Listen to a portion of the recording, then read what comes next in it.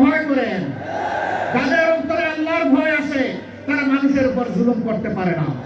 তারা মানুষকে ভালোবাসে, তারা মানুষকে শ্রদ্ধা করে। তারা দেখে না এ মানুষের পেশা কি, শিক্ষা কি, তার গোষ্ঠী কি, এইটা দেখে না। দেখে সে আল্লাহর সৃষ্টি আশরাফুল মাখলুকাত। আল্লাহ যাকে সভাপতি দান করেছেন, আমার দায়িত্ব তাকে সম্মান করা।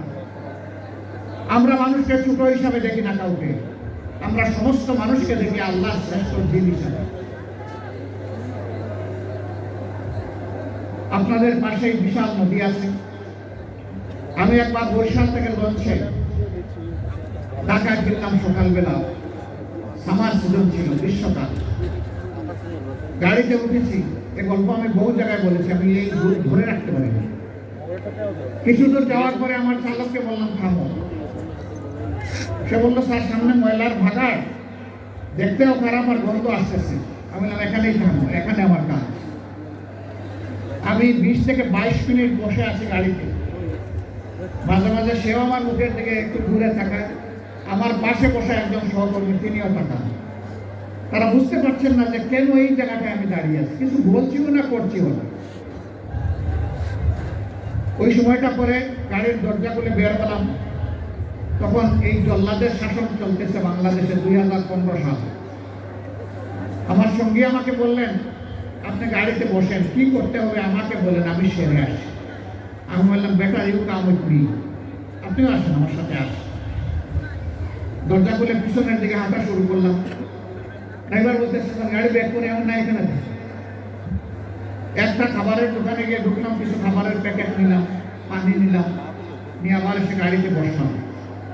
এবার চালক বলতেছে স্যার যাই। আমি বললাম না, আমার কাজ শেষ হয়ে গেছে।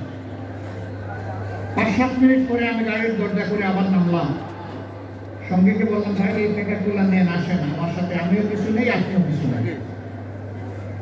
গিয়ে ওই ময়লার ভাগাড়ের কাছে হাজির হলাম। ততক্ষণে একদল লোক তারা এই ময়লাগুলা বেলচা দিয়ে ডাম্পিং ট্রাকে উঠিয়ে শেষ করেছে। এখন বেলচা ছুঁড়ে ওখানে ফেলে দিয়েছে। তাদেরকে গিয়ে সালাম দিলাম। 5 জন লোক আসসালামু আলাইকুম, জবাব দেয় না, মুখের দিকে তাকায়। আবার সালাম দিলাম আসসালামু আলাইকুম, এবারও জবাব পেলাম না, আবার মুখের দিকে তাকায়। এরপরে বললাম কি ভাই আপনাদের মধ্যে কি কেউ মুসলমান আছেন? একজন ভীষণ রাগ করে বললো আমি শুধু মুসলমান না, বাকি ওরা তো সব মুসলমান, তো জবাব দেয় না কেন? বললাম কোনো সমস্যা নাই, আবার সালাম দিচ্ছি আসসালামু আলাইকুম। এবার সবাই সমস্যা রয়েছে, আব্দুল্লাহ আলাইকুম আসসালাম। জিজ্ঞেস করলো আপনি কে? বললাম আপনাদের জাতি ভাই। আপনি কি সিনেমা করতে আসছেন? মানে আমার এই চেহারা দেখে মনে হয় যে আমি সিনেমা করতে আসছি। না, তা তো মনে হয় না, কিন্তু আপনার কথাবার্তায় তো এইরকমই মনে হচ্ছে, তাতে কেন আসছেন? তাহলে আপনাদের হাত ধরতে ওই শুনেন আমরা গরিব মানুষ, আমাদেরকে নিয়ে উপহাস করবেন না। আমি আল্লাহর কসম আমি উপহাসও করতে আসিনি। তাইলে আপনি আমাদের হাত ধোয়াবেন কেন? আমি বললাম তোমরা সমাজের হাত ধোয়াও, একটা দিন অন্তত তোমাদের হাত ধোয়াই। আমাদেরকে ছেড়ে দেন, আমাদের অনেক কাজ, বুঝতে পারছি না আপনি কি জিনিস। আমি বললাম যে আমি বড় শক্ত জিনিস, হাত না ধুয়ে তোমাদেরকে ছেড়ে দেবো না। রোদের মধ্যে ঘামতেছে, একজন রাগ করে বললো এই দে, ওনার একটু শখ যাচ্ছে, দে হাত দে, আমারটা আগেই দিচ্ছি।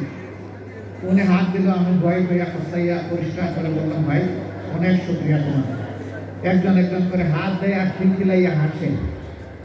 আমার ধারণা আমাকে দেখে মনে করছে পাবনার হেমায়তপুর থেকে ছুটে আসা কোনো পাগল ছাড়া আর কিছু। হাত ধোয়ানো শেষ।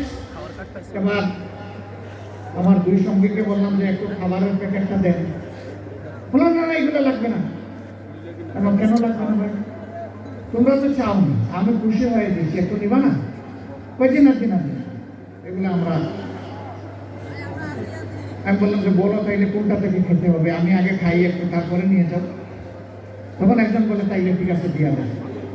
বললাম হ্যাঁ দুনিয়া অনেক কিছু বলে। হাতে নিল, নেওয়ার পরে একজন একটু দীর্ঘ শ্বাস ফেলে বলল তাহলে আমরাও মানুষ। আমি বললাম কেন এই কথা বললেন কেন? জি না, আপনাদের মতো মানুষের আমাদেরকে মানুষ বলে না, বলে আমরা সুইপার, বলে আমরা ম্যাথর। আমাদের কাছে কেউ দাঁড়াইতে চায় না। কোনো রাস্তা দিয়ে আমরা হাঁটলে মানুষ সরে যায়।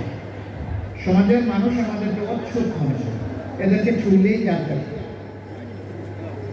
আমি হাত জোর করে বললাম, তোমার কাপড়ের ছোট লোকদের পক্ষে আমি তোমাদের কাছে ক্ষমা চাই। আমাকে ক্ষমা করো, আমাদেরকে ক্ষমা করো। আমি আর চোখের পানি ধরে রাখতে পারিনি। টপ করে আমার চোখ থেকে পানি পড়লো। এই মানুষগুলো তাদের জীবনে পরিশ্রমের বিনিময়ে সমাজের চাকাটাকে চালু। আমরা তাদেরকে মানুষ বলি, আমরা তাদেরকে সুইপার বলি।